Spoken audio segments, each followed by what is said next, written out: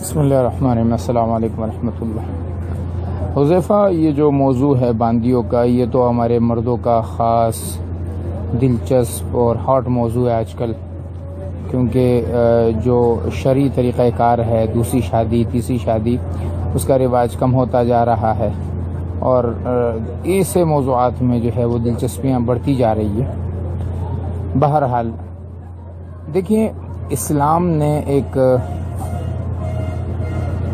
ایسے معاشرے میں لوگوں کو دعوت دینا شروع کیا کہ جس معاشرے میں کچھ چیزیں بری چلتی ہوئی آ رہی تھی، کچھ چیزیں صحیح چلتی ہوئی آ رہی تھی۔ اسلام نے ان میں سے جو بالکل غلط چیزیں تھیں انہیں روکا، اور جو چیزیں ان کے معاشرے میں رچ بس گئی تھی اور وہ چلتی ہوئی آ رہی تھی، اسلام نے ان چیزوں کو جو بالکل واضح غلط نہیں تھی انہیں چلنے دیا۔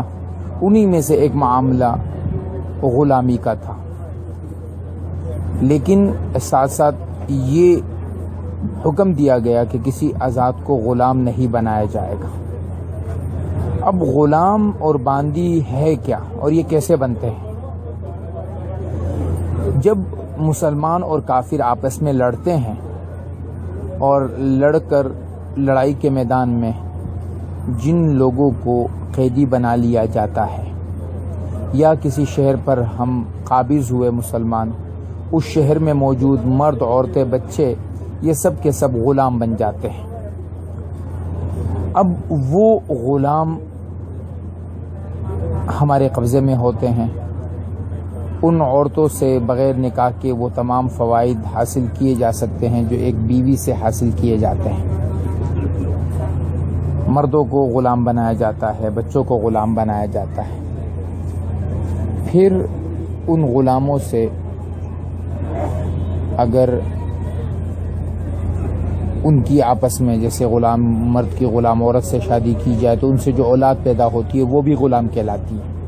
لیکن اگر کسی آزاد مرد نے کسی غلام باندی سے تعلقات قائم کیے، چاہے نکاح کے ذریعے یا نکاح کے بغیر، اس سے جو اولاد پیدا ہوتی ہے وہ آزاد ہوتی ہے، تو وہ نسلیں چلتی رہی۔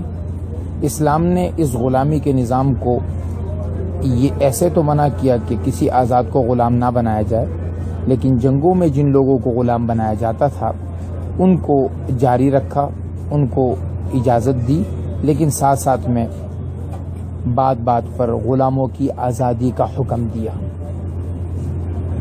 بیوی سے زہار کر لیا تو غلام آزاد کر لو، قتل کر لیا تو غلام آزاد کر لو، قسم کھا لی تو غلام آزاد کر لو، اور غلاموں کی آزادی کی ترغیب دی گئی۔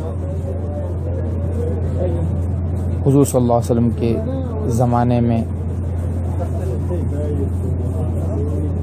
ایسی آیتیں نازل ہوئی ہیں کہ جس میں ان عورتوں سے جو کہ ہماری باندیاں ہیں ان سے ہمیں نفع اٹھانے کی اجازت دی گئی۔ یہ آیتیں آپ علیہ السلام کے زمانے میں بھی کارآمد تھی اور اس کے بعد بھی کارآمد رہی، اور یہ منسوخ نہیں ہوئی ہے۔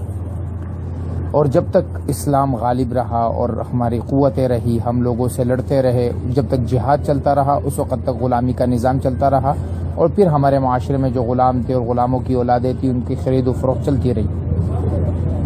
لیکن پھر آج سے کوئی 1700 کچھ کے میں، یعنی گزشتہ کوئی تقریباً 200-250 سال سے ایک دنیا بھر میں ایک معاہدہ ہوا ہے جس پر ساری دنیا کے لوگوں کا یہ آپس میں اتفاق ہوا ہے کہ ہم کسی کو غلام نہیں بنائیں گے، اور کسی کو بھی کسی کو غلام بنانے کی اجازت نہیں ہوگی۔ یہ معاہدہ ہوا ہے، اور ایسے بہت سارے معاہدے ہوئے ہیں جو عالمی معاہدے ہیں۔ مثلا ویزوں کے معاملات یہ عالمی معاہدے ہیں کہ ہم اپنے کسی بھی آدمی کو آپ کے ملک میں بغیر ویزے کے نہیں بھیجیں گے۔ تو انہی میں سے ایک عالمی معاہدہ جو ہے وہ غلام نہ بنانے کا ہوا ہے، اور اس پر ہم سب نے دستخط کیے ہیں۔ لہٰذا اس معاہدے کے بعد اب کسی کو اس بات کی اجازت نہیں کہ وہ کسی کو غلام بنا لے۔ قیدی بنانے کی اجازت ہے لیکن غلام بنانے کی اجازت نہیں ہے۔ لہٰذا اس معاہدے کے بعد اب ہم نے غلام اور باندی کا جو نظام تھا اس کو اب ختم کیا گیا ہے، اور وہ نہیں ہے۔ اگر دنیا اس معاہدے کو توڑ دیتی ہے اور پھر ہمارا اسلام اور کفر کا جنگ ہوتی ہے تو پھر ہم معاہدہ جو ہے وہ ٹوٹے گا اور ہم اس پر جو ہے وہ غلام اور باندی بنانے کا سلسلہ کریں گے۔ جہاں تک عربوں کا تعلق ہے تو عربوں کے جو بڑے بڑے قبیلے ہیں، بڑے بڑے جو ان کے رؤساء اور امراء ہیں، ان کے ہاں آج بھی غلاموں کا ایک نظام موجود ہے، لیکن یہ جو اپنے ہاں وہ خادمائیں بلاتے ہیں یا جو بھی لوگ وہ بلاتے ہیں اور ان سے وہ باندیوں والا سلسلہ کرتے ہیں تو یہ حرام ہے، ناجائز زنا ہے۔ کسی بھی عورت کا خریدنا، فروخت کرنا، آزاد عورت کا، چاہے وہ کسی بھی مذہب کی ہو، یہ ہمارے لیے جائز نہیں ہے، اور بغیر نکاح کے کسی عورت کے ساتھ کوئی بھی تعلق قائم کرنا یہ ہمارے لیے جائز نہیں۔